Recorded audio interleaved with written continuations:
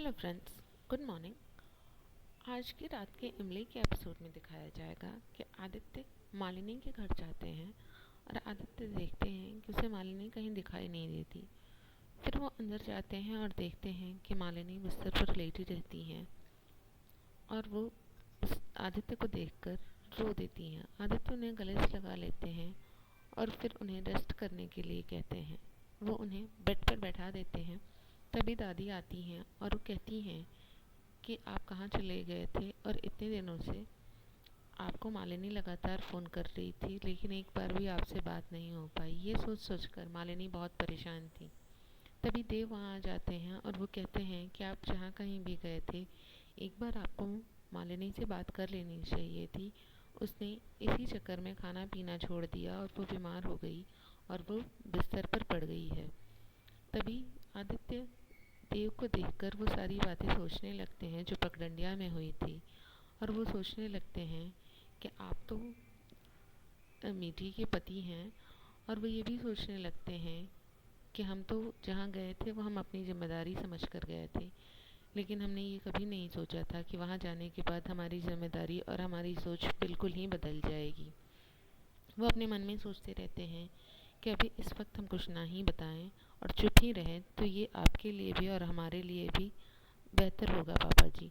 वो कुछ भी नहीं बताते हैं और वो मालिनी से बातें करने लगते हैं। तभी अनु वहाँ आ जाती हैं और वो कहती हैं कि मेरी बेटी बीमार पड़ी है और फिर भी आपको अपने काम की बड़ी परवाह है। देव बीच में कुछ बोलते हैं। वो कहती हैं कि पिछली बार तो आप बहुत कुछ बोल रहे थे और इस बार फिर आप चुप हैं। तभी देव उन्हें समझाते हैं कि ठीक है, चलो हम लोग यहाँ से चलते हैं। दादी कहती हैं चलो हम लोग चलते हैं और आदित्य और मालिनी को बातें करने देते हैं। सभी लोग वहाँ से चले जाते हैं। आदित्य और मालिनी बैठे रहते हैं।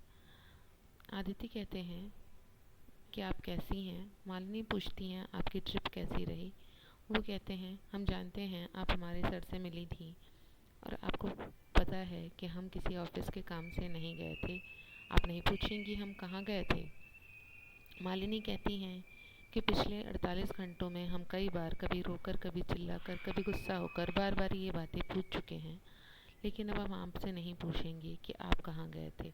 आदित्य कहते हैं आपने इतनी जल्दी हमें माफ़ कर दिया।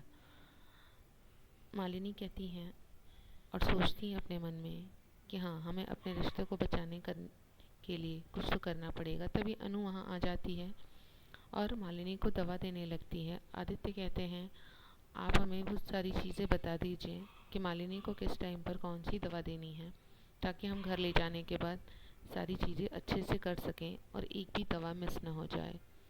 अनु कहती है हम मालिनी को कहीं नहीं जाने देंगे, वो हमारे साथ ही रहेगी और मालिनी हमारी जिम्मेदारी है, वो हमारी बेटी है, हम उसकी देखभाल करेंगे।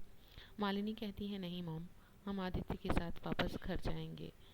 अनु गुस्सा करती है। मालिनी कहती हैं हम जानते हैं मॉम कि ये हमारा ही डिसीज़न था, पहले भी और आज भी ये हमारा ही डिसीज़न है, लेकिन हमें अपने रिश्ते को बचाने के लिए एक मौका तो देना ही पड़ेगा और वो हम यहाँ रह कर नहीं कर सकते। फिर आदित्य और मालिनी बाइक पर बैठे होते हैं, जाते रहते हैं। आदित्य सोचते रहते हैं जब वो इमली के साथ बैठकर बाइक पे जा रहे थे और वही सारी बातें उनके दिमाग में घूमती रहती हैं। वो मालिनी के साथ जा रहे होते हैं, लेकिन पूरी तरह से वो इमली के बारे में सोचते रहते हैं। मालिनी ये बातें समझ जाती हैं कि आदित्य का ध्यान कहीं और है और वो हमारे साथ होते हुए भी हमारे साथ नहीं है। वो लोग घर पहुंच जाते हैं। अपर्णा और बाकी लोग मालिनी को देखकर बहुत खुश होते हैं। मालिनी को सभी लोग गले से लगा लेते हैं और वो लोग पूछते हैं कि तुम ऐसे मुरझाई हुई सी क्यों लग रही हो। आदित्य बताते हैं कि वो कमज़ोर होने की वजह से चक्कर खाकर बेहोश हो गई थी और इसी वजह से चेहरा उतरा उतरा सा लग रहा है और वो बीमार है। सभी लोग पूछते हैं मालिनी से कि आदित्य ने तुमसे माफ़ी मांगी। मालिनी कहती है अरे कोई बात नहीं। फिर वो लोग चले जाते हैं। आदित्य मालिनी को कमरे में ले जाते हैं और बिस्तर पर लेटा देते हैं और वो उन्हें दवा देने लगते हैं। दवा देते समय ही इमली का कॉल आता रहता है और तभी आदित्य दवा देना ही भूल जाते हैं और वो मालिनी से कहते हैं कि पता नहीं ये कौन सा नंबर है जिससे बार बार कॉल आ रही है। और के बाद वो कॉल रिसीव करते हैं और बात करने चले जाते हैं।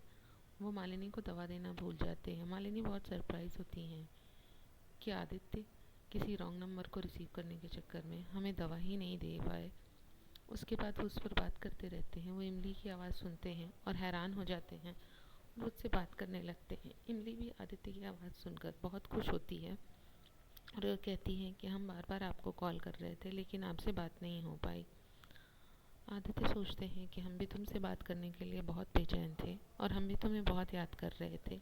वो बातें करते रहते हैं और मालिनी सोचती रहती हैं कि आदित्य रॉन्ग नंबर पर इतनी देर से क्या बातें कर रहे हैं। उधर मालिनी के होने की वजह से आदित्य कुछ बोल नहीं पाते और वो सिर्फ हाँ और ना में आंसर देते रहते हैं।